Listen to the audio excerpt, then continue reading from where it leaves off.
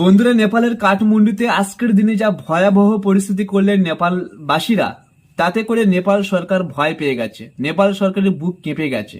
কারণ আপনারা সবাই জানেন, নেপাল সরকার 26টার মতো অ্যাপ নেপালে বন্ধ করে দিয়েছে। কিন্তু কেন বন্ধ করেছে?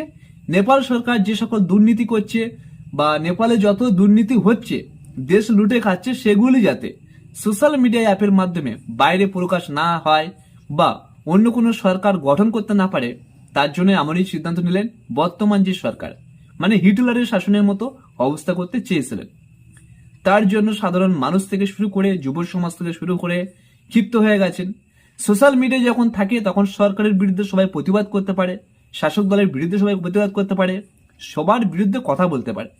বাট সোশ্যাল মিডিয়া বন্ধ হয়ে গেলে সেগুলোকে কিন্তু আর বলতে পারবে না।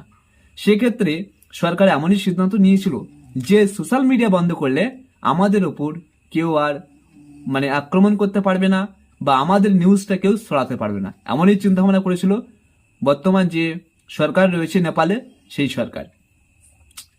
তবে কোথায় বলে না, বেশি চালাকি গলায় দড়ি। তো নেপাল সরকারের হয়েছে সেই যুদ্ধ।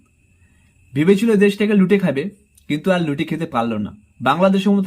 বাংলাদেশের মতো হয়তো পালিয়ে যেতে হবে। হাসিনা সরকার যেভাবে পালিয়ে আমাদের ভারতে চলে এসেছিল, নেপাল সরকারকেও হয়তো পালিয়ে চলে যেতে হবে।